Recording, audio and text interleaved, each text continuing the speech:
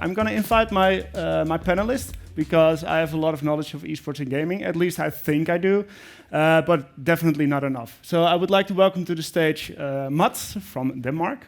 And I would like to welcome to the stage Patrik from Hungary. I would like to welcome to the stage Jayne from Miami, holy, and Mr. Matthijs Vink from Amsterdam. Pick a seat.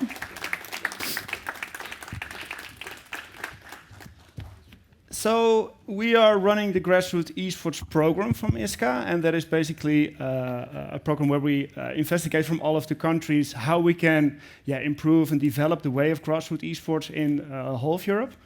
And that is really interesting to learn about all these different countries. And I think we will share a lot of that knowledge today and dive into the different countries, see what their opinion is.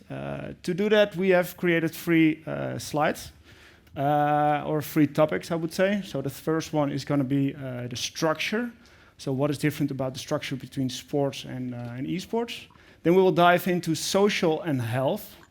And after that, we will dive into the educational part.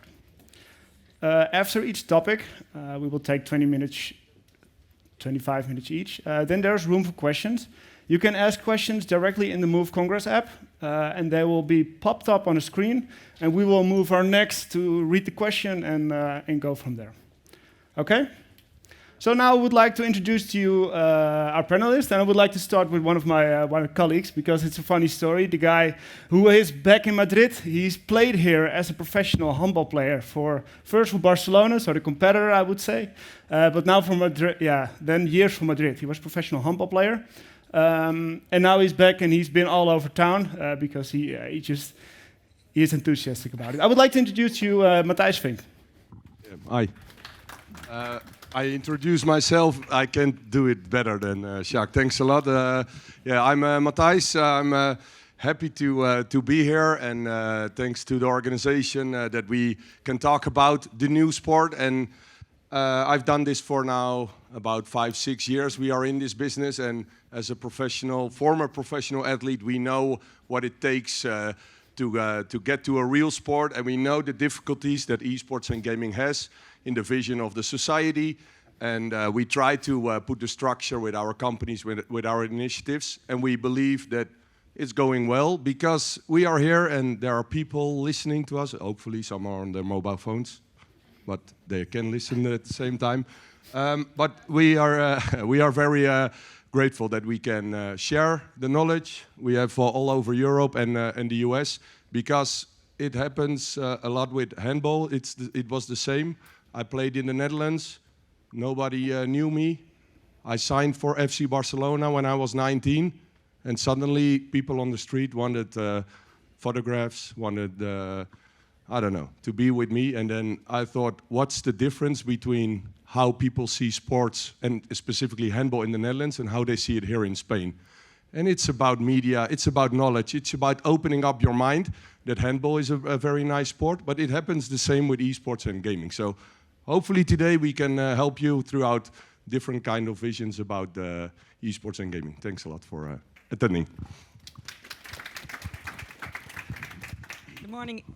Good morning, everyone. I'm Jayne. I'm the North American Chair for ISCA, lifelong educator, education administrator. I'm the Education Sector Chair for the National Physical Activity Plan, the Research Analyst for the University of Miami Miller School of Medicine Kids Neuroscience Center, using physical activity research to prevent brain and spinal cord injuries in children during physical activity, and the Movement Ambassador for Lifetime Foundation.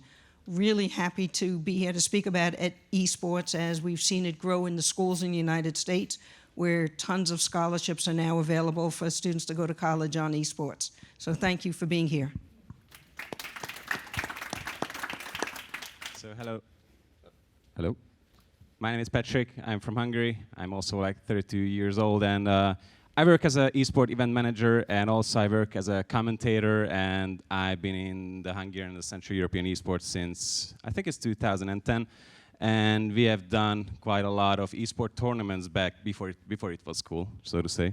It was usually for the fame, it was for the achievement. We're gonna talk a lot about this, and it's really great to see so many people here, and it's really funny that we're already talking about phones. And it's going to be a stupid question after this, but do you know what is the biggest platform for gaming and esports in general. It's you will never think it's the phones, and it's already in your pocket. So if you would play esports while you are having this conversation, I think it's an acceptable crime. So yeah, thank you very much for being here. Hello. 1, 2, 3. Yeah, thank you. My name is Mads. I'm from Denmark. I am representing DGI. Maybe you've seen some of my very nice colleagues out there. I've seen some of them here as well. It's good to see you. It's nice to meet up in Madrid. It's a nice place. We had some very good time together, I think. I'm 33 years old. I am a father of 2, soon 3. Yeah, thank you. As I said, I'm representing DGI. We are like this big umbrella organization in Denmark with almost 1.8 million members from local sports clubs. It's counting about 6,600 sports clubs. So it's a very big place to foster active or promote. It's our, say in another way, our purpose is basically to foster and promote active lifestyle, develop sports and cultural activities, and basically just promote the idea of being a part of a community. And we think that the sports clubs is a very good place for that. And esports is coming in. We have almost 180 clubs in Denmark, sports club, local sports clubs, with esports activities. And we've been developing this topic and working with it for the last six years-ish. So it's very interesting. I'm looking forward to speak more about this. But for now, I would just say happy to see people here listening. It's a very nice topic to share for, I think. Thank you. Thank you all. Then I would say it's time to dive in the first topic. The first topic is structure. So we're going to talk about the regular structure of esports and sports, and that is also the first, the first question, which I'm going to relate to my colleague Patrik. So, what is the structure of esports? It's really nice that we actually picked I think it's a handball game, right? On the picture. No. Anyway, Of course, I yeah, changed it before. Yeah, I see the coincidence here. But it's really great. It's a great picture because if we look at the esports tournament nowadays, it represents how it looks just now, and it's really crazy. First, I think we need to differentiate esport from gaming, and in general it's a completely two different thing. An esport player is usually focusing on 1 or 2 games, and mostly it's more about the achievement rather than actually having more fun, which sounds bad, but it's not the casual kind of fun you are expecting from the game. While somebody who casually playing games as a gamer is looking for other fun, and doesn't really matter what kind of play she plays. It's usually participating in a community. They're just achieving the games that achieving those things that that is inside the game, for example. So what is it about the tournament and the structure? It's really funny because if we look back 20 or 25 years ago, the whole tournament structure and the esport was super grassroots based, so to say. So it was usually people come around in Central Eastern Europe in community houses because the internet connection wasn't that stable in general in Hungary or in the Central European region, and that's why they just gathered and they had fun. So tournaments were organized, set of rules were organized, or interest organized. People just hearing that, oh yeah, this guy from other town, he's really good. Now he was also invited. Now he was joined, so we actually made some good tournament. And around, I think, 2005, 4, 5, 6, 7, it's already super late, when we already witnessed super huge tournaments before its time. Not in the Central Europe, but for example, like in Sweden, the DreamHack series, which was probably my core memory about witnessing a huge tournament. That was the 2004 DreamHack winter, when I saw that 10,000 people come to play esports. That's crazy. Like, when are we gonna get this in Central Europe? I was like, yeah, we had to wait a lot for this until eventually happened. And then we had a huge jump around until to this point when we see that what a professional tournament like in traditional sport can offer, you get the same thing in esports. Like when you organize a tournament, you also need accreditation. You need to have a head of competition, the one who actually makes that set of rules enforceable to players. You need you need to have travel agreements. You need managers. You need volunteers to organize a tournament. Everything that is normal, I think, is just the same thing, and people actually accept it. There is a huge fan base of these tournaments, so it's really not. It's easy to differentiate gaming and esport, but it's not that easy to differentiate traditional esport events and traditional esport events and traditional esport events. I think I messed it up. Anyway, so it's, as Sjaak already said, it's the great, like the next big thing, which we heard it already, that when you see that, for example, on the last big tournament at the Inter-Extreme Masters Sydney, the stadiums were filled with like 75,000 people were gathered around, and that was the craziest fan base that you have seen ever.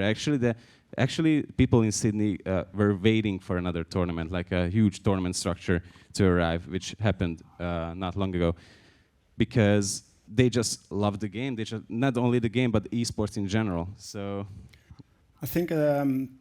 Sorry for the one-man show. Yeah. Yeah. No, I didn't know if I could say something, so I just wait. But the thing is, when I came into a stadium in Poland, I remember it was 2017, and I played actually a few years before. I played with the Dutch national team against Poland for 10,000 people, a handball match, and in the same stadium there was a gaming match for 10,000 people.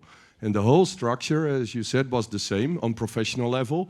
But what I missed is how you grow that from bottom up, because you are not a professional in one day. I started at my local club at my village, where just my parents came to watch me when I was 6.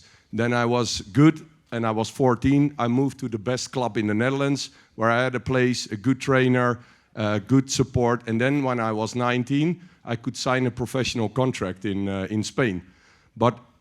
And then I had my career in Spain. I went to the top level to play in venues like this. But the difference with esports and gaming that days was that there was a professional league, but to become a professional, you need a lot of support, daily base, close to where you live, and then you can make steps. And I think that movement is, the structure on the top level is there already, and it's very good.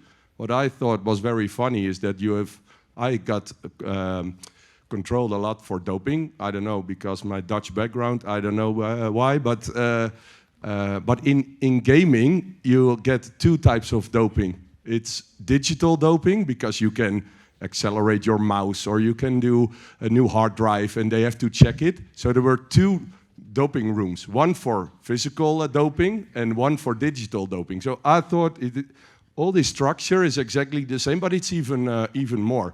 And the good thing is now what they're doing in different countries is that you grow it from bottom up. It's easy to fill a stadium, a lot of money, a lot of media, a lot of brands. That's not the most difficult part. The most difficult part is to grow a sport from bottom up in your village, that it's allowed, that people see it's a real sport, that people value that gaming has also good assets. We all know that gaming has some kind of image of not being very healthy. And I always say my professional career was not very healthy neither. And it's just the way you have to look at it from a local level. And I think there are a lot of good initiatives, but I hope that people always give their opinion about their background, because it's the debate, what is very important to change the way people look at gaming and esports. So I always ask, who is gaming?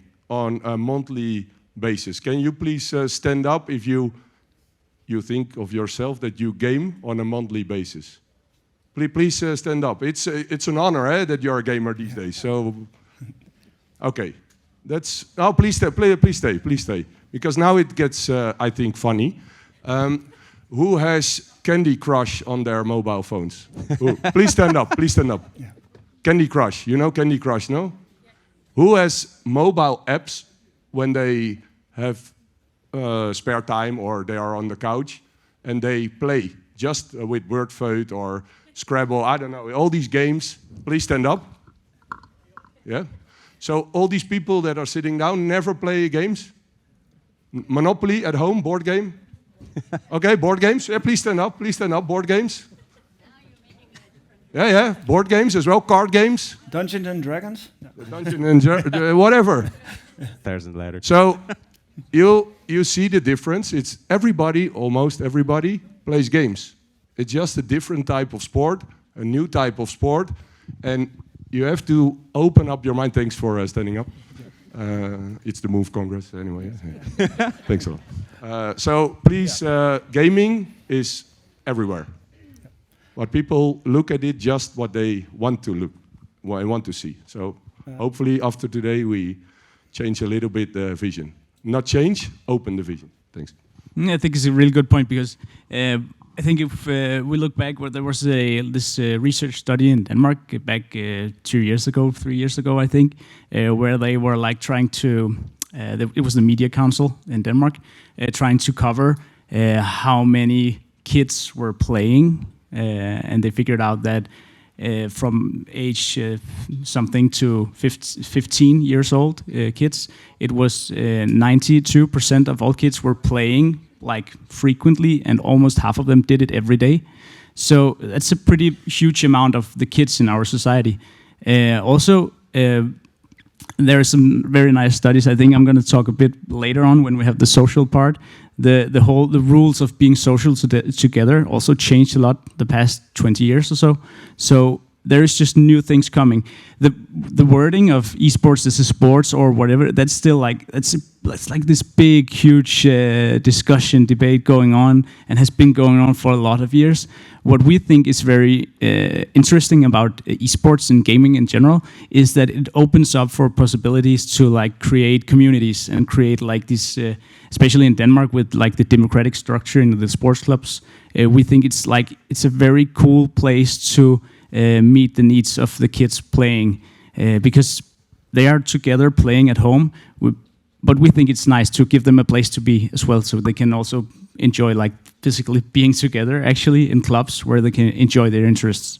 So I think that's so interesting to work with in this topic. I thought it was very interesting that Matthijs said, okay, filling stadiums is easy. Well, not everyone would agree on it, but yes, it's a really big show. But the hard thing is to raise the small local clubs. And what I think it was really inspiring to be on the European Grassroots project is meet people from other countries like Norway and Denmark and these countries, especially I mentioned those because they have 180 esports clubs or sports clubs who are doing esports activity. And for me, that is really grassroots style.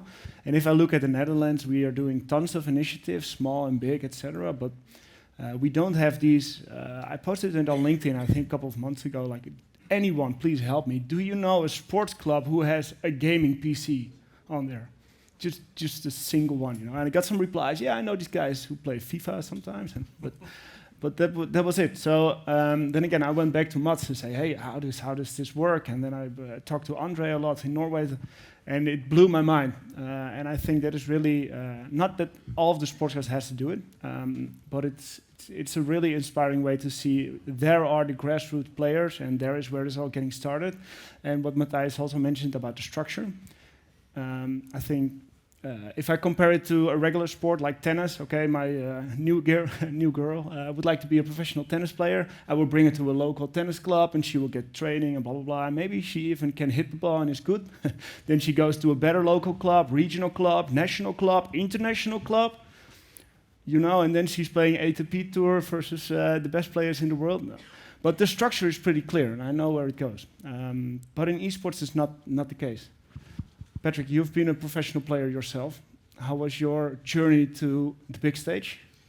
So when I was a professional player in esports, there was no big stage, actually. I mean, in general. How was so your it was, journey? yeah, I mean, my journey was was that after, like, and still while I was in high school, it was usually gather all the computers and put them in behind of a Ford Focus, and no matter where the tournament is, we just went there. So it was usually on our own money, because we were not talking about prize pools. Of course, there was huge tournaments. I wasn't like that talented. I was kind of like good, but not that talented to earn the right to be on a huge stage like this. I was always envy of those people, as I said, when I looked at the DreamHack, for example, in 2004. It was amazing to see that many people. But back to me, yeah, it was kind of like a fun journey. But it's really important to understand when to, let's just say, when to quit, like playing professionally and being active in esports. I think that's a really important in any other sports also. Just don't stick there too long, and really, esport actually, I think, just promises a lot of job opportunities in the future. So yeah, we are going to talk about this, of course, in education. My professional career was kind of, let's just say it was semi-professional in a way, but it was fun. So, I think maybe the final one, and then we go to some questions. Jayne, I'm curious, because I've never been to America before. But if I look at the structure which I just described for like tennis for my new girl, how is it in America? And how is it also related to gaming? We've seen a huge growth in esports. During COVID, and as what was just mentioned, the community of students and young children that were home had the opportunity through gaming to develop their own community and social skills. But what we've seen in education is more and more of our schools have developed esports competitions and varsity sports. And I first questioned, how is esports part of varsity sports? And it has the same type of skills that you gain in every other sport that you gain in esports. And we'll talk about that.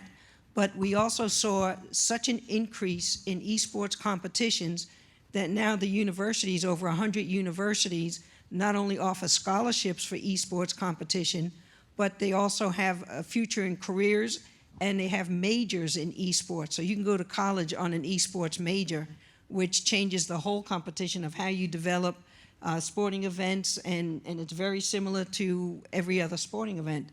We also see our professional NBA teams that compete in esports, and they hire these 18 and 19-year-old kids, and they're making over $100,000 a year competing for the NBA teams on esports. So we've seen a huge growth in esports in the schools. National Federation of High Schools has their own manual now on esports to educate parents. And the best thing about the coaches in esports is that you can become, as a gamer, you can become addicted and spend hours on your computers. And we were worried about the sedentary behaviors. So now by having coaches, they monitor the amount of time that the kids spend on computers. They make sure they eat, because a lot of gamers just keep playing and forget to eat. They watch the nutrition, and they watch the social skills so that there's no cyberbullying. So we have a lot of positive and social events that we will get to. But in the United States, there is a huge growth in esports as varsity sports in the schools now. Thank you. Awesome. I think it's time to pop up some questions for the audience. Just a reminder that you can drop some questions through the Move Congress app, and our favorite colleague Anita will select some of it and put it up.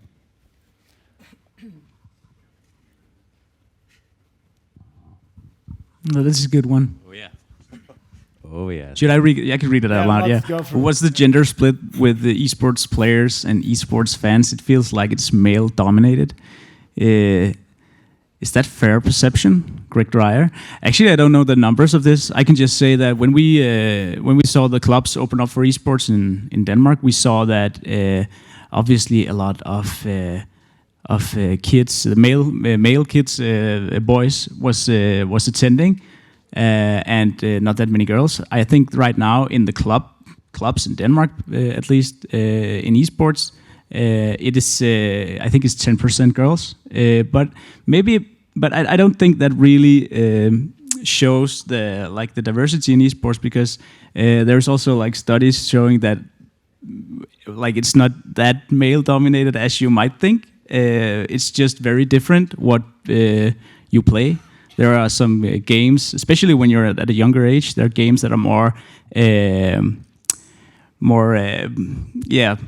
for boys and more for girls. So what do you say? Be careful. Okay, maybe yeah. Actually, we did the national championship of Just Dance. Somebody know the game Just Dance? And that was the males. They just suck at dancing, and the girls were really enthusiastic about this game. But this is actually you dance, but actually it's a game, and you compete, and you can win. And we created the competition around it. But we have a lot of people passing through our centers, and what we see, and it's a very important thing to work on, is when kids are young, under 12, we see an equal attendance of boys and girls to our activities. But online, the harassment online is a big thing in general in the world. But in gaming, when girls get a little bit older, in 13, 14, and the level gets a little bit more up, there's a lot of harassment, and that's a very important topic. Why girls leave serious gaming, or that they keep on gaming online. And that's a problem what big publishers know, what organizers know. And with AI, it gets a little bit better that bots will ban them. But this is a very important thing to keep the girls in a safe environment, because everybody likes, there are a lot of girls in the room, and a lot of stand-up that you play games. Although Candy Crush, it's a very interesting game, because you want to win, you want to pass to the next level. And a lot of people in the gaming world are working on this social part of the gaming. So if you look at the top esports, yes, indeed, that's more male-dominated. But the beginning in grassroots, it's equal. And of course, some games it's like sports. Some sports are more female-dominated than male-dominated. Yep. Just only one thing to add, because I generally agree what you guys are saying. But it's just only one question. Can you, apart from precision games, can you think of any game or sport, whatever, that is more can be gender neutral than esport? Like when you think about it, do you have any other type of sport that can be even more gender neutral, where you are probably a chess. I mean, chess. Precision and kind of like games. Yeah. Just think about it. Yeah. Just leaving this thought here. Good point. Moving on to the next question. Do you want to reply? I did just want to add that we look at gender differences across the spectrum of all sports. So it's not unusual that a new sport would be more male dominated. And it's again adding more games that females would find interest in, but it's the same skills that we look for. So it's a concerted effort to get more girls involved in esports, just as we do with getting more females involved in any other sport. Thank you. For the next question, which types of sports are the most popular? Traditional sport versus sports coming from the gaming industry. Anyone likes to share their take on it? From Lignite. I mean, I mean, if I understand this correctly, it's like traditional sports would be the simulated version of the sport, yeah, right? Mm-hmm. So, okay, yeah, cool, thank you. So, basically, then I discussed about esports, where, for example, European. Rod, come on the stage. Yeah, it's good. Thank you so much.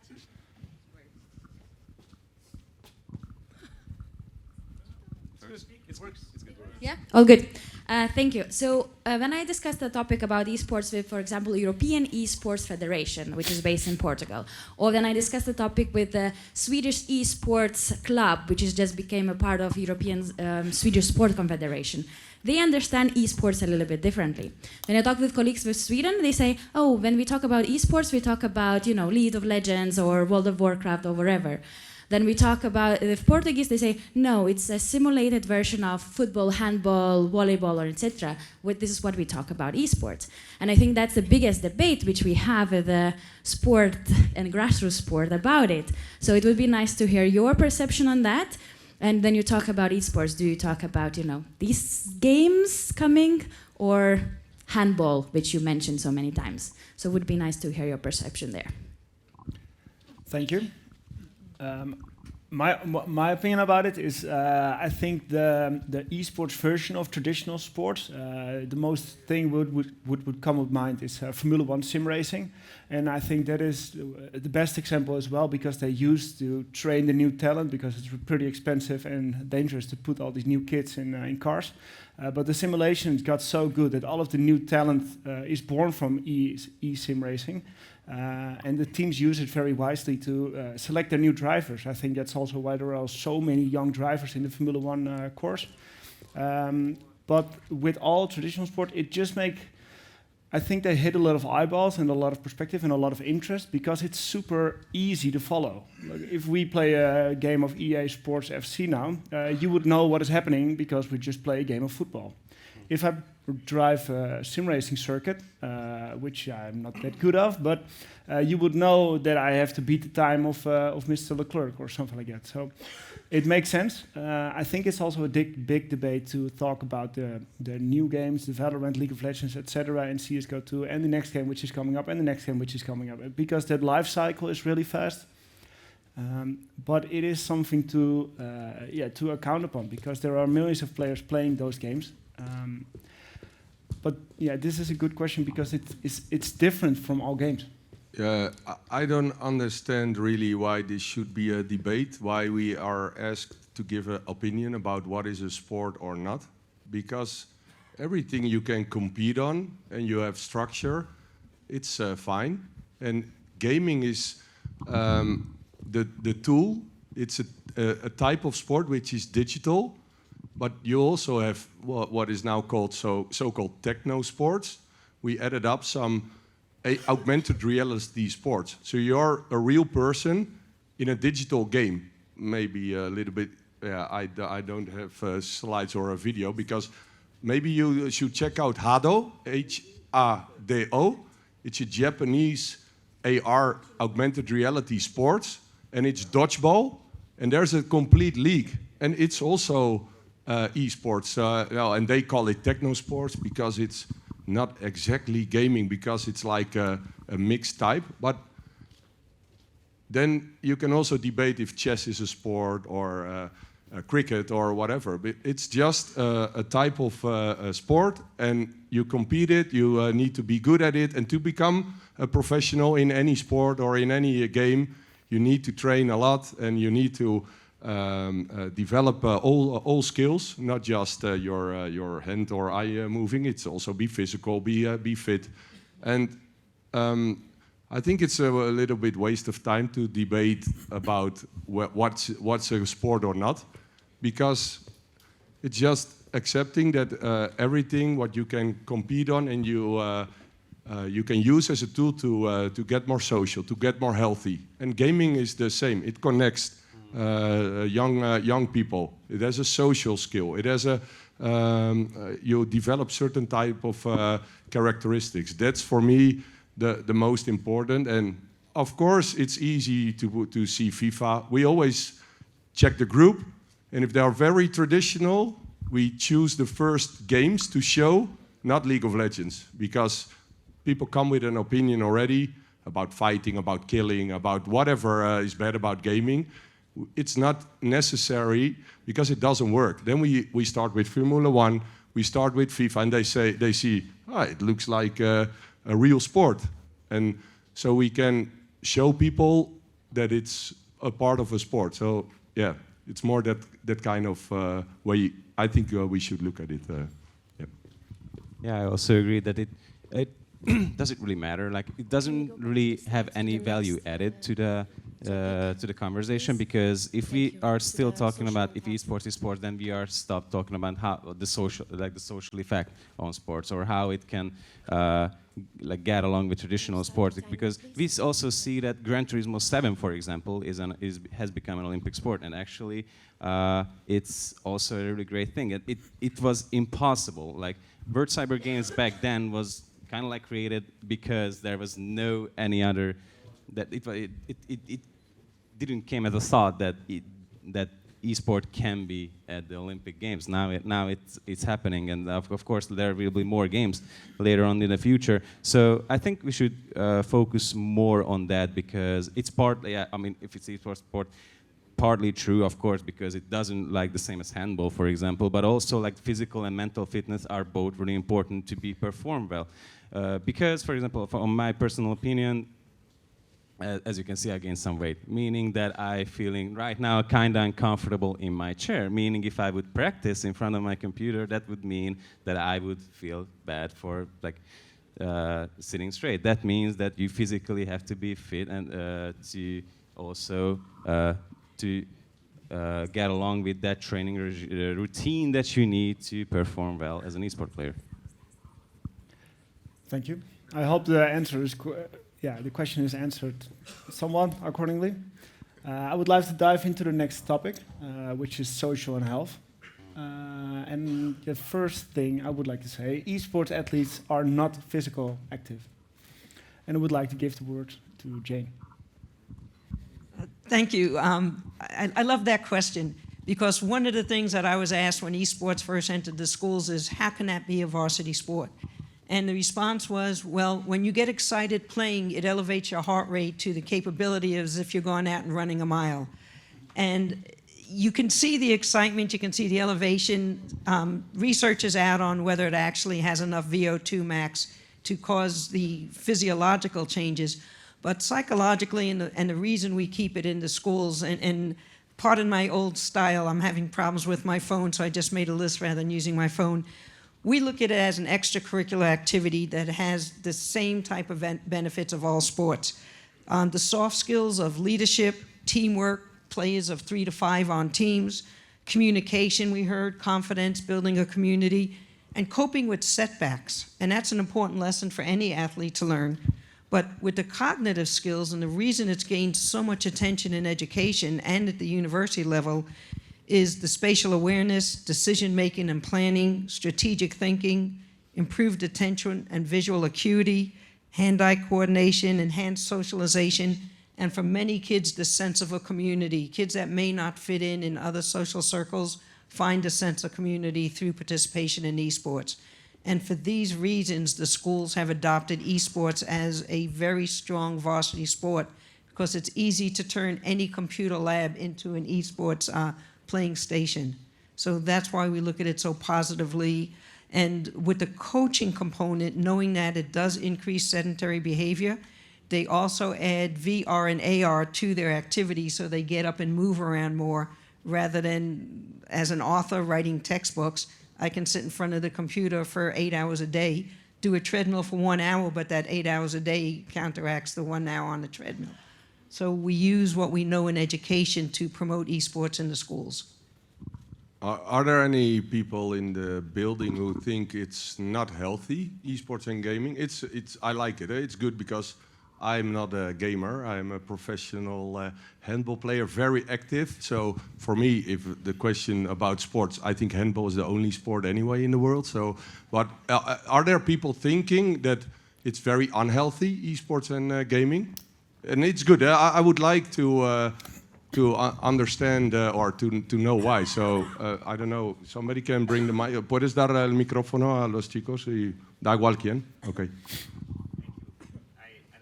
Believe that any and all gaming and esports are unhealthy, but it's evident that if you play excessively, it's going to be unhealthy for you, like many other things in life, indeed. However, WHO has actually assigned gaming disorder as a disease. So I think it's something to be taken seriously. I think it's necessary to understand that, in particular in gaming and esport, the mostly sedentary positioning is something that's really bad for your health.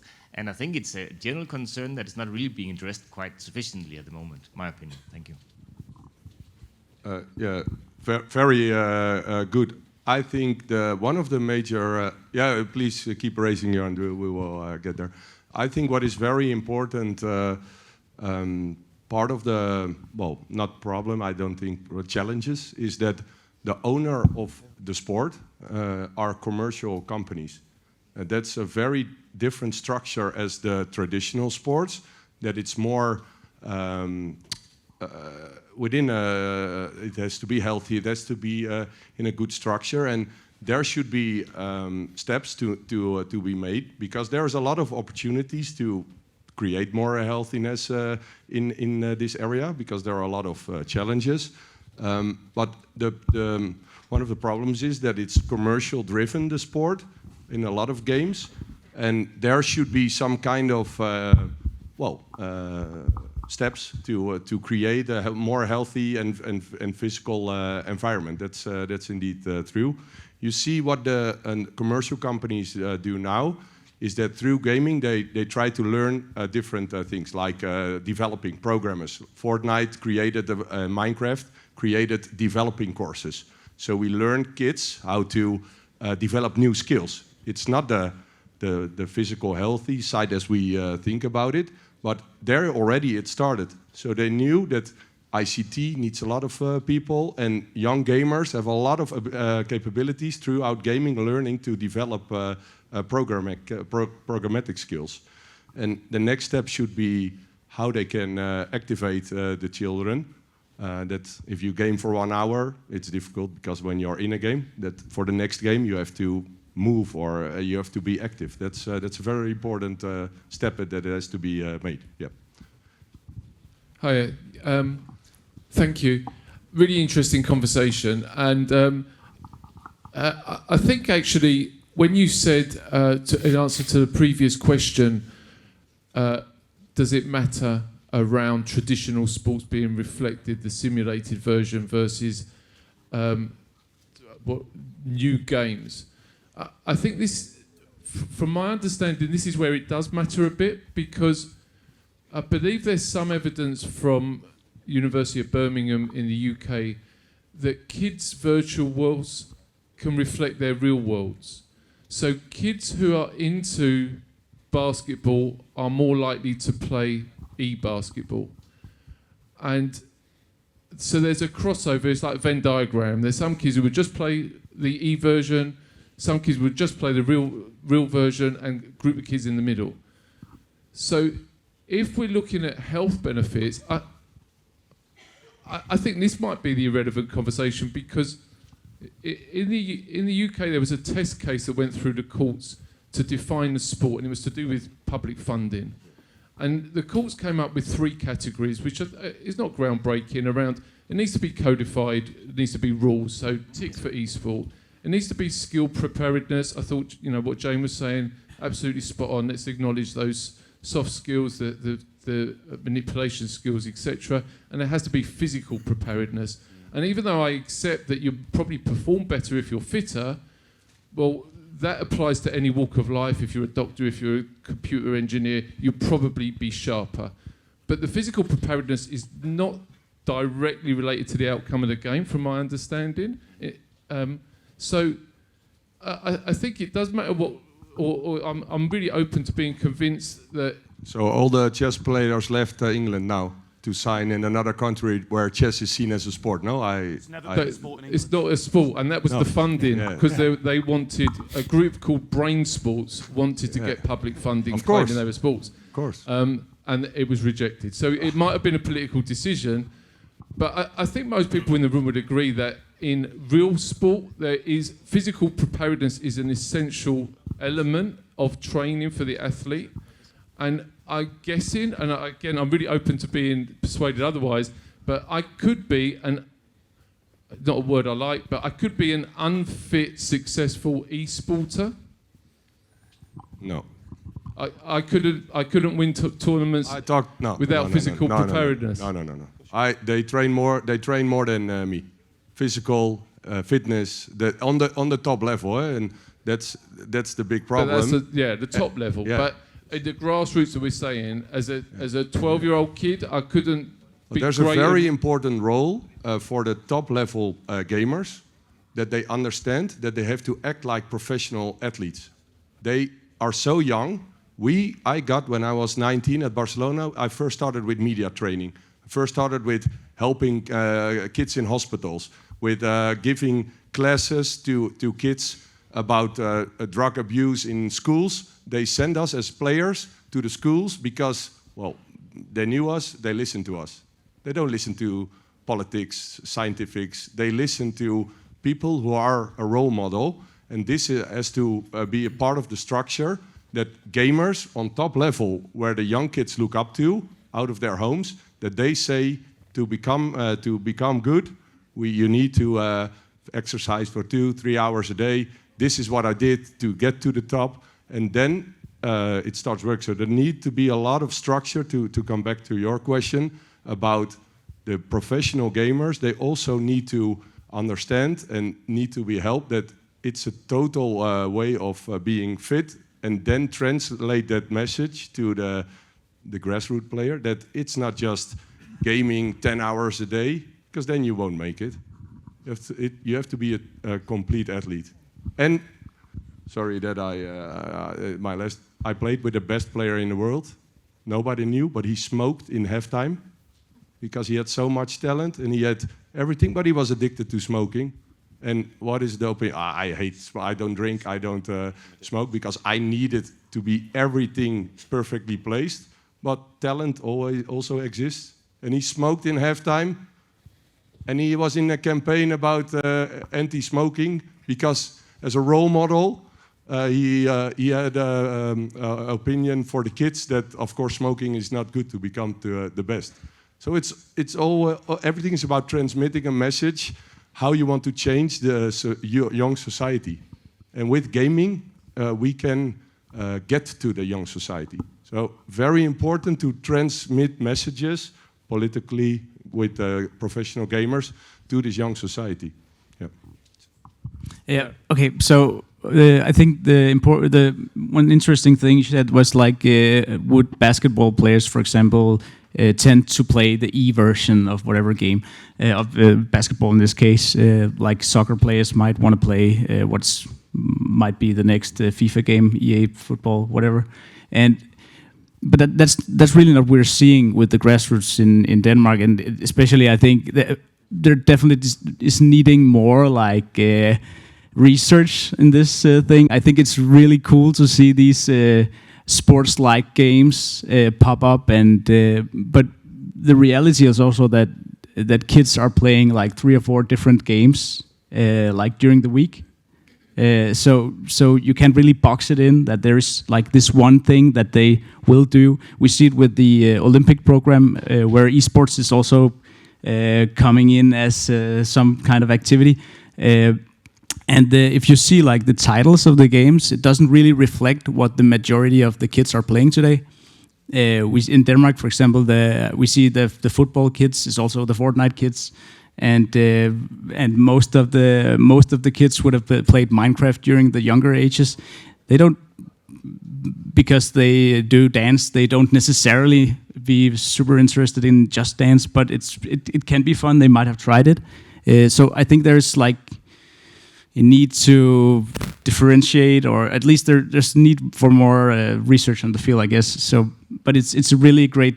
I think it's a really interesting topic also to see where it develops. And the problem that Matthijs is also saying that with esports we have like the game developers, the publishers that not, if you refer it to sports, they own not just the game and the ball and the court, they own the rules and everything around it. So, and for organizations as us, it's very hard to it can be very hard to adapt into the changes that are happening in the gaming universe, because the games change, the trends change, everything changes all the time, and I think it's faster than traditional sports. So that's a big challenge, especially for, in our case, the volunteers, the people working with kids in the esports clubs. Suddenly a game changes, something happens, so they need to restructure the whole training schedule, or Fortnite has thousands of updates during a week, so everything's just no activities on the computers can happen that week or whatever. There's some stuff that you might not recognize, but when trying to organize these things, but it's also what makes it very exciting. It's kind of new every year, you can say. Thank you. Only one thing. I'm glad you brought this up, because we are talking about role models, of course, at one point, because these kids usually look up to these esport players. If you look at the hltv.org, which is the player base and the database for Counter-Strike in general, if you look at the top 20 teams there, you will see that most, of course there are exceptions, there are some kids, yeah, of course, smoking next to the net, but in general, these people are really fit. So the role models who are, for example, in Counter-Strike are usually generally really fit. That can be the message for many other people. Of course, there are exceptions, and the Hungarian Esports Federation generally focuses a lot on the education of the youth. So every time we went to an expo, every time we met parents, for example, we usually hold discussions, like personal discussions about how, like for example, a parent can participate in these in the children's career as an esports player, and we always emphasize that physical activity has to be like as a supplementary role next to esports, because of course, and this is a key point, 10 hours of constant gaming without leaving the chair, 10 hours of constant tree climbing, 10 hours of chess without standing up, 10 hours of everything, playing handball 10 hours straight is unhealthy. And it's this meeting is not very healthy. My knee is hurting so much. But general, we are not talking about what's behind the curtains also. So like when we see that the kid is playing a lot, we never actually talk about what's behind the curtains. Why is the kid usually plays a lot? It's probably because he she wants to achieve something. Like as an esport player, she probably wants to get away from something. We need the psychological facts and activities. What's behind the mind? We have a couple of more questions from here. Yeah, sure. Hit me up. We have an order now. Shall I go? Hi, I'm Will from the UK. I've been lucky enough to meet with the CEO of the British Esports Association on a number of occasions, meet with the IOC, and meet with executives from Rockstar Games. So I've challenged those guys on things like every half an hour, games should shut down, and the kids should do 3 minutes of physical activity if they want to be good at the game, because their ability to think and respond in the game will decay over 30 minutes of sitting sedentary. I've challenged them on that. They just say it's not commercial. So I think they say they won't do that because that reduces game time. We're all about revenue. We won't do it. So that's one point I just want to park about responsibility. Yeah. At Move Congress, I think all of the delegates come to Move Congress because they're interested in physical activity. So this is a really interesting topic because gaming is by its virtue sedentary. So I find it fascinating, like we're all different cultures around the world, I find it fascinating some of the differences in the way that gaming and esports is treated. So in the UK, it's not recognised as a sport for reasons that Greg has outlined.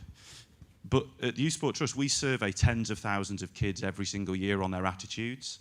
And my problem actually is gaming hijacking the term sport. You said before sport is anything competitive. No, it's not. Sport is the competitive subset of physical activity. A spelling bee is the competitive subset of spelling. The Voice is the competitive subset of singing. The commercialized industry of gaming has chosen to use the brand of sport because it's ubiquitous and powerful around the world for commercial benefit. Sport is physically active and gaming isn't. I've got no problem with gaming. My son loves Fortnite, loves playing different games. It's great, it's part of his life. But this commercial industry has cynically taken the term sport purely for commercial advantage. And if everything that's competitive can be in the Olympics, bring on the spelling bee in the Olympic Games. Because if that's what you're saying, that's the route you're going down. I just think this is a very strange debate where it's not a debate. We've got 5 panelists who are all advocates for esports and gaming. We had 1 or 2. Very good, very good. Thanks. Please put a chair on the stage because we asked people to sit on the stage. One very recognized doctor, and she got sick. No, it's true, eh? I'm the first one to say. No. You are right, and I'm happy to give you that you are right. I try to remember you that I am not a gamer. I am a physical sportsman, and I just gave my opinion about sports because people asked my opinion, and you gave give your opinion. You do it very well. You're a very structured man, very well done. So it's good, but it's just an opinion also. And you're right, but I told before, the biggest challenge is that the sport is owned by a commercial company. So there are a lot of challenges, like in any sport. And yes, they took the brand sport, like politics takes a lot of words to gain votes. Everybody does what is the best for him. Move Congress, very good, very important. But everybody takes what it needs to grow or to get attention. That's how the world works. We are in a challenge here that I always want to debate or that get people. Last week I had 1,000 teachers in my venue. And then I was sitting alone with 1,000 people, teachers. And if there's something more conservative than any other branch, it's teachers. Primary, secondary school. Very nice people, but the first thing, what was your name, sorry? Will. The Will from the Netherlands, stand up.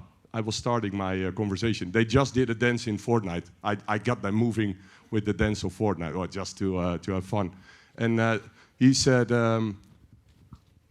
gaming is so bad. People are sleeping, the kids are sleeping in my class because they game the whole night. And I said, that's right. But the problem is, the parents, the whole society, you should embrace it, look at it, get in touch with them, and tell them that it's not good to game the whole time. Like, it's not good to do everything in exaggeration. So it's very easy to say that it's not a sport or that it's not healthy, and you're all right. But we need to find a way that it fits in some part of this society, of this young society, because they all game, and they will keep on gaming.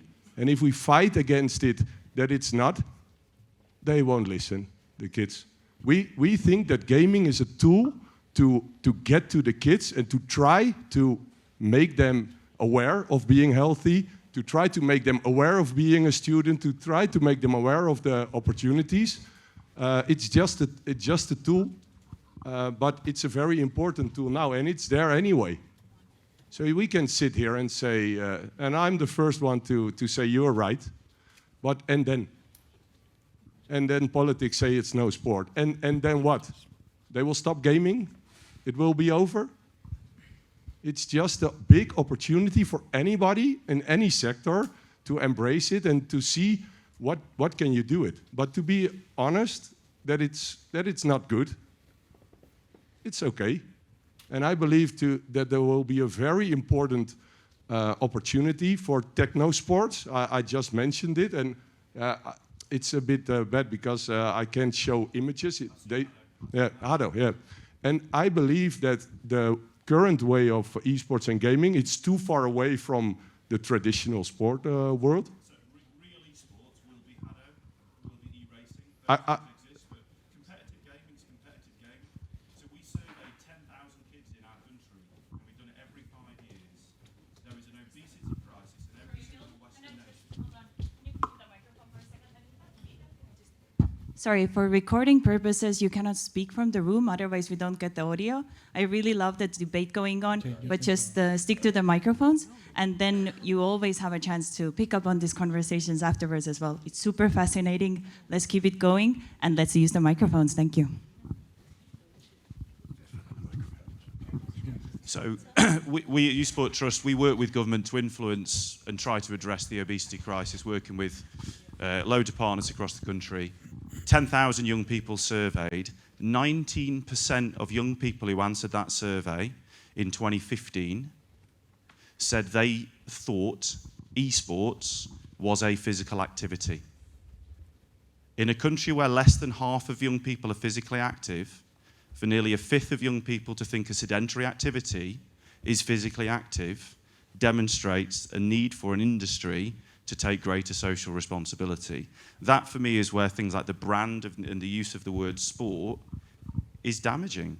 And, you know, it's a position of responsibility. I know the money makes the world go round, but I work for a charity, so I don't really care. My job's to make sure that kids are happy and healthy through physical activity. So I don't doubt that team skills can be, I can see that.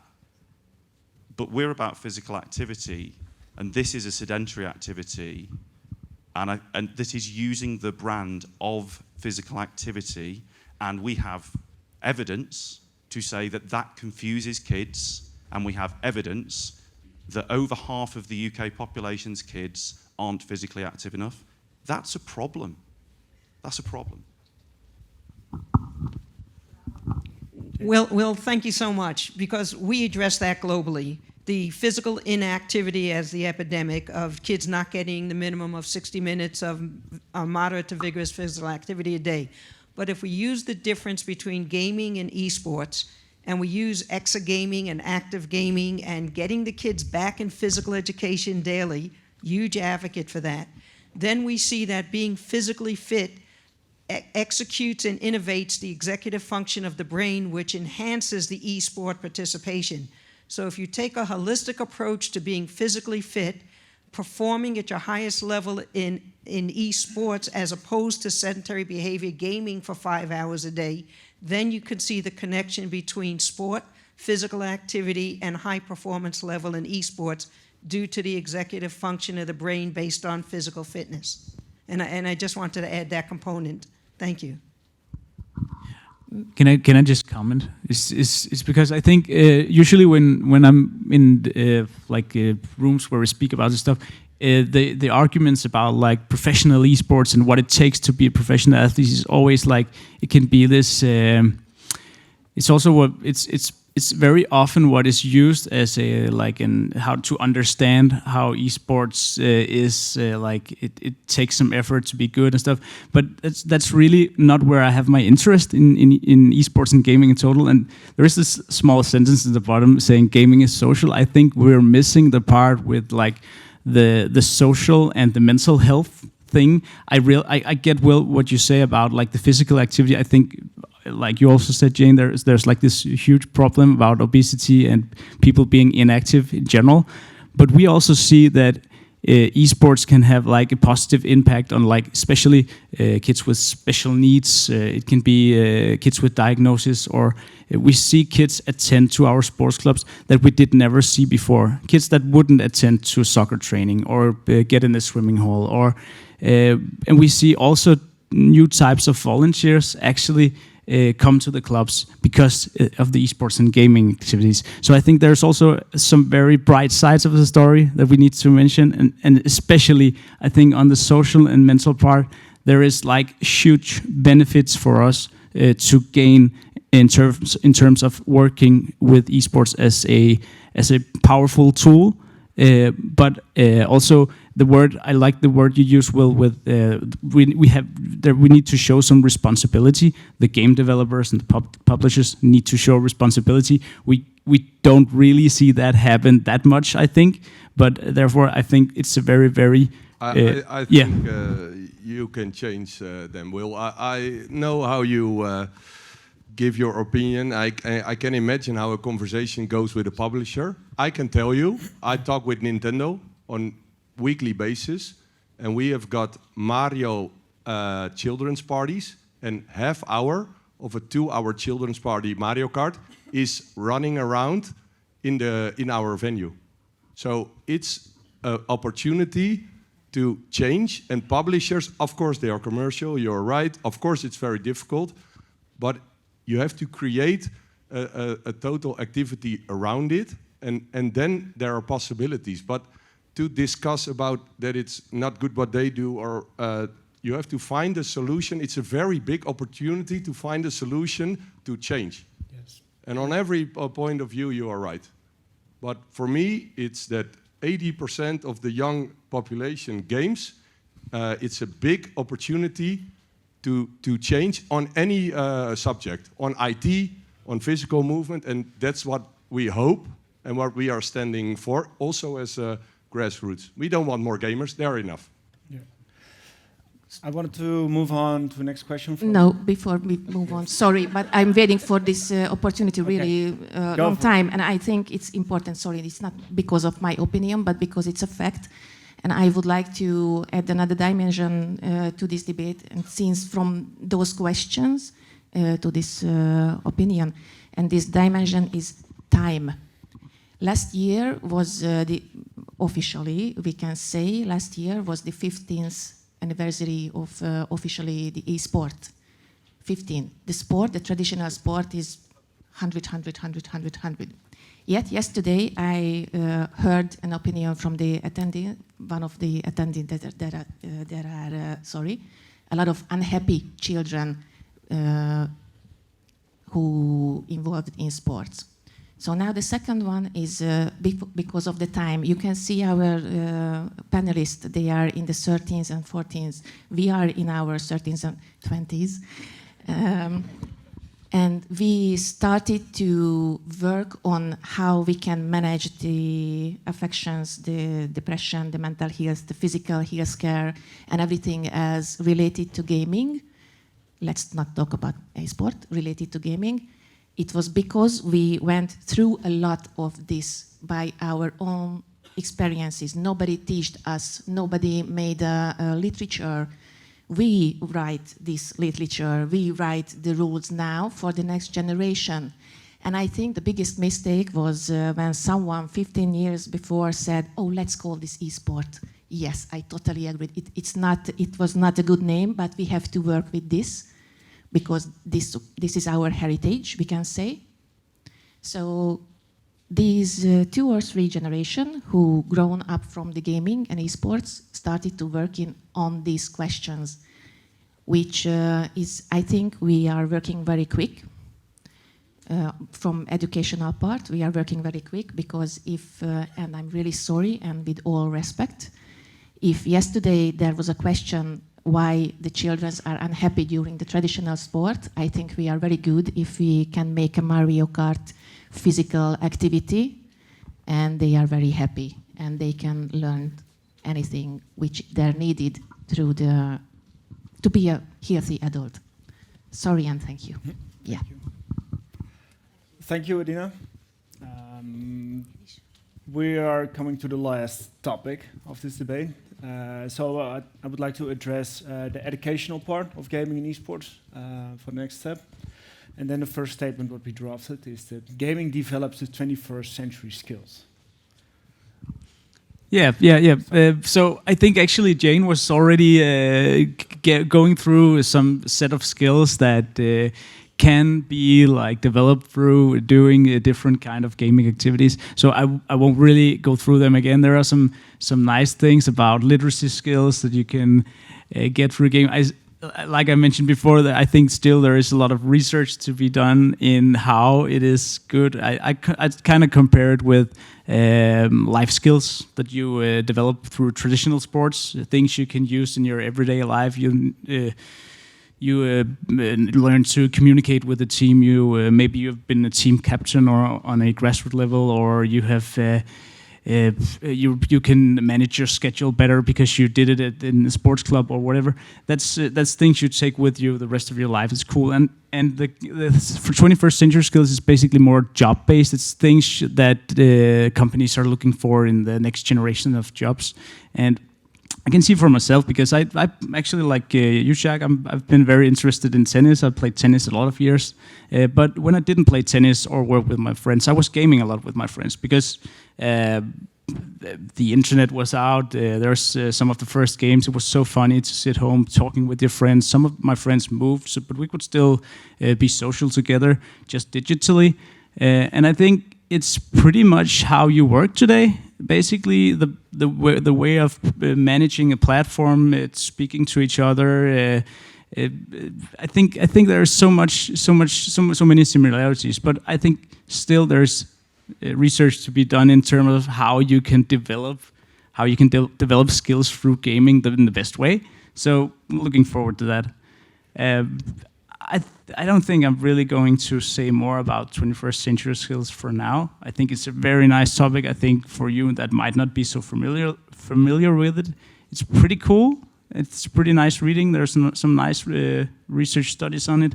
And gaming, obviously, I think it's very closely related to what is found there. It's good stuff. I think. I think we should I think we should move to the education part in terms of how much time we have left. But Will, you opened my mind. You are right. This is Move Congress. We talk about for me, moving is moving my brain as well, but that's a different discussion. That's true. But I love to be here, and I love that you speak out, because here for the gaming sector, and I'm not the gaming sector, I just represent some ideas. I love to be where the opinions are created, because there is where you should have things like this. So we, at least I, am very grateful that Move Congress opened up at least their mind to hear and to give back your opinion, because it's about that. I started, I hope you remember after that I started, I don't change opinions. I just intend that people see it or hear new things. And it's all about belief. And I believe that people are engaged to this meeting because everybody's still here. When I had these 1,000 teachers, the second half of the day there were 500, but still 500. But change starts with one. So for us, it's very special to be here, because this is what it's all about. It's not physical in general, but it's an opportunity to help and to find each other. And this is what it's all about. And education, maybe that would be a better topic. This was a very good slide last week, because they all said, okay, through Fortnite you can learn coding. And then they said, okay, what are we doing? Tomorrow we start with the coding class, because everybody plays Fortnite and we can learn coding. But yeah, in Move Congress, it's just moving your fingers and your brains. It's not very valuable, but yeah. Jayne? I do want to address the role of education and the responsibilities that I started speaking about earlier. The esports in the schools, and this is the primary and secondary school teachers that I'm talking about at this level. By having esports and coaches, they're the ones that can educate the kids on time spent at the computer, time to take a break and do something more physically active, the parental involvement, educating the parents. It breaks my heart to go to a restaurant and see kids on video games just so that they can behave in a restaurant, because that's what the parents have let them do to keep them behaved at home. So by educating the kids through real coaches in the schools, they can learn, and hopefully this next generation of gamers and eSport participants may move in a timed break during a game. Just like a 5-minute clock that goes off, okay, time to stand up, move around, eat something healthy instead of skipping meals or eating junk while you're playing. And the ability to have a coach through education can turn the page for the next generation of gamers, so that they're not sitting for 5-6 hours a time at home on their computers. When we talk about education, I see a lot of game developer responsibility. Like we were talking about this earlier, how game developers work. What I wanted to add is that I don't know if you are familiar with games like StarCraft or Warcraft 3 or all these games. Like these are probably the most complex strategic games that probably you can get. And if you look at other countries, or like Korea, for example, where StarCraft 2 is actually like a national kind of thing. It's a national game. I don't want to call this sport now, but the thing is that because of the complexity of the game, the main reason and the reason why they started super early, they developed such a strong skills, and of course they are also generally that community is super physically fit, that they can use and profit from that. That's why I'm saying is that all the games that the children should play is based on like complex and teaching games, not like silly microtransaction filled games. I think that's a really important thing to do. That these are the games that they can reach. These are the games that should be interesting. Of course, it's not the business, not the industry. The industry thinks otherwise, of course, but that's really interesting. Then that's the path that we should go. I had a discussion with Mads earlier this week, and it was actually funny because he was representing all of the Danish teachers in Denmark.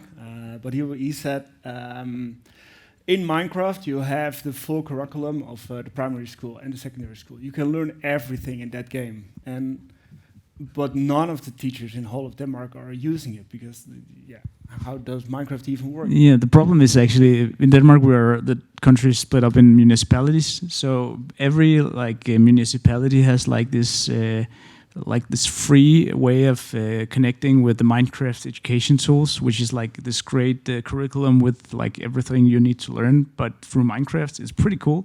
And obviously, all the kids like to play Minecraft, but no one knows how. No teacher in Denmark has like a way of learning it, or no one really taking the possibility to try to see what can this even do. There's a very few looking at it at the moment, but I think it's like that's somewhere where we see like we're just missing a great opportunity to do something that might boost the kids' interest in the education in general through something they already do and they love and they do with their friends. Minecraft is not only a game, it's also a place where you connect. It's a platform. It's like a social media, basically. A lot of games is like that.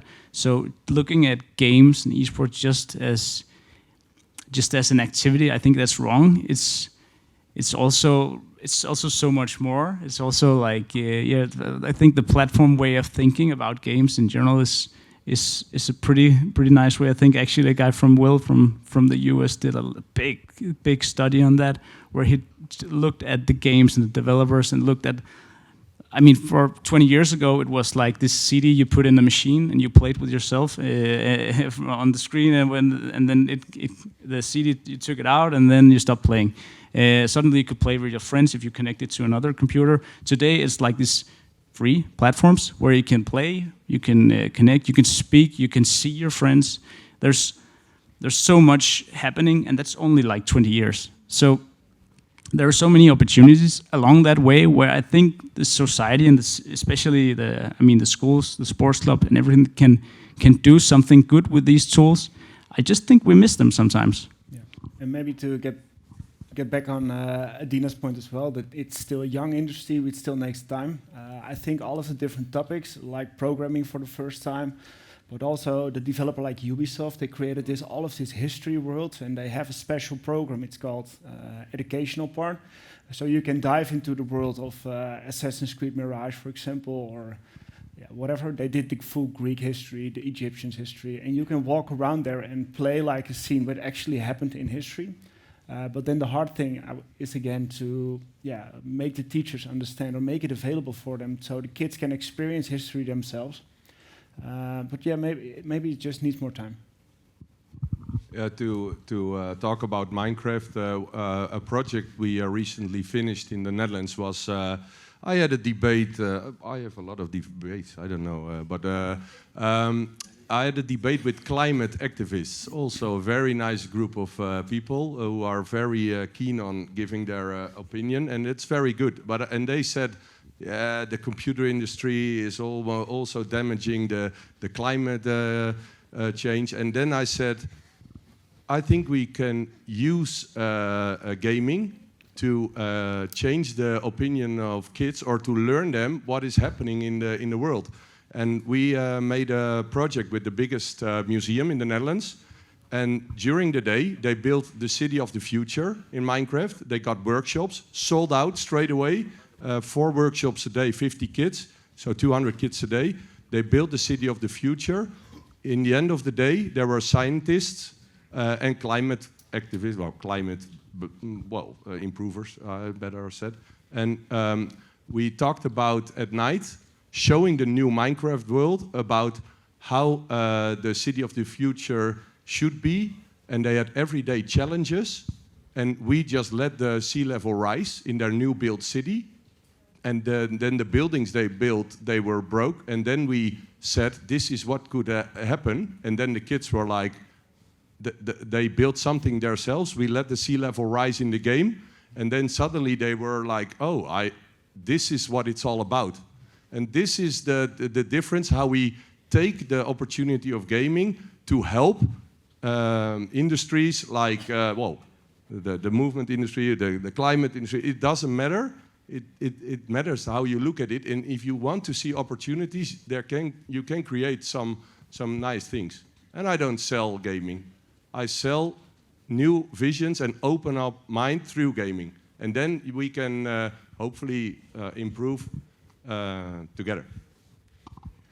I would like to move to the last questions for this topic on... Move, it's good. Yeah, it's nice, it's true. To get the last questions, because we're actually almost out of time already. So, Adina, can you show us some epic questions from the crowd? Yeah.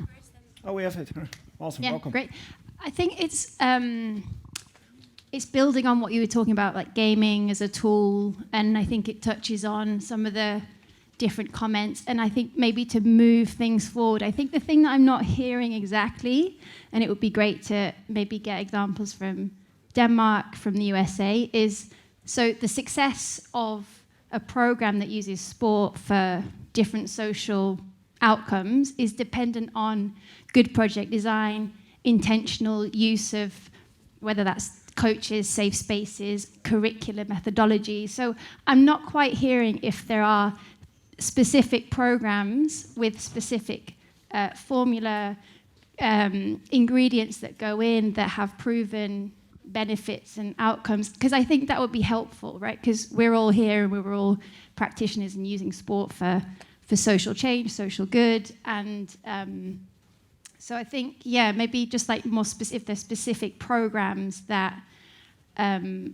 are using gaming as a tool, and like what does that look like? And like you talked about the coach, the teacher education, you talked about the nutrition side of things, you talked about the different life skills and transmitting skills through games, but it's all kind of ideas and it's kind of everywhere. So I don't know if there's like specific proven programs that exist that can help us to understand this space a bit more. Yes, I can give some examples of how we worked with it during the last 6 years in our organization.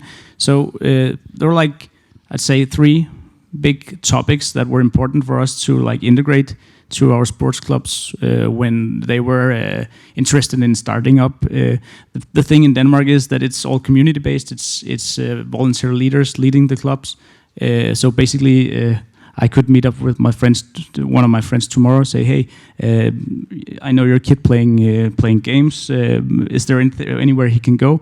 And we say, no. Should we start something up? And we could like use half year, 1 year funding. Getting support from the local government and stuff to like set up things, get facilities or get at least rooms where we can put up facilities and stuff. So there's like there's a lot of support to get from the society in Denmark, I think, which is very unique. But in terms of how we work as an organization, we did a lot of we took a lot of effort in doing like this educational program for future trainers. So like if you're attending as a volunteer or a leader or a trainer in a new club with esports, so you get like this basic package of knowledge on how to basically how to do activities, but also do the esports activities, but also how to like integrate physical activities or inspire the kids to like how does 2 hours in the club it looks like, basically, because that no one knows that. So we have like schedules and stuff that we share with them. Obviously, and obviously this is still very new. It's like 5 to 6 years. It's no time compared to any other sports. We did some small grassroots competitions. Clubs meet up, having a day where they play different games versus each other. They use a couple of hours in the gymnastic hall playing Nerf gun war or whatever. It can be different kind of activities, but there's always like some different activities present at the events. That's very important for us because kids usually love to move and they can sit down for, 4, 5, 6 hours or how long this event would take. I think one of the last parts is pretty important for us. The third leg for us we work with is like the club culture development. So we developed with a couple of organizations. We did like this ethical code of conduct, which is like a set of rules where the clubs could where the clubs can show responsibility, like we don't do energy drinks when we are doing esports, or we want to promote physical activity in general, and we do it this and this and this way. So they can like adapt some ethical rules to their club culture structure, which I think the most important thing it does, it's like it gives them topic that they can talk about. So the culture by the time can develop in the club. So we actually see that in most of our clubs, the view of the importance of physical activity, for example, it's very important for them. Because they know they need to like prove that it is okay with esports, but still they also show a lot of responsibility. It's volunteers. A lot of the volunteers has kids playing themselves. They want them to have have a good life. And as I mentioned before, we just see that these kind of communities that we are helping, it opens doors for kids that we don't normally see in the clubs. And I think that's really, really important to notice. So yeah, that's all for me. I hope that answers some of it. Yeah. So, and I'd like to share, of course, and that's basically what we're doing in this in the Grassroots project. Also, is to like gather information. I think Norway is also a very, very cool country because they are pretty similar to Denmark, but they also see things we didn't see when we started out. So the thing that we're doing here, sharing. Like in the project is I think that's the way forward for grassroots esports in general. Yeah. And quickly to share the floor, you asked about is there a set curriculum that we use in the schools, and there really isn't a set curriculum, but the extracurricular, the coaches must be qualified to be an esports coach. They get the same supplement as a football or volleyball coach gets, so they are paid coaches, and they teach the game. To analyze it, to teach strategy, and to teach etiquette.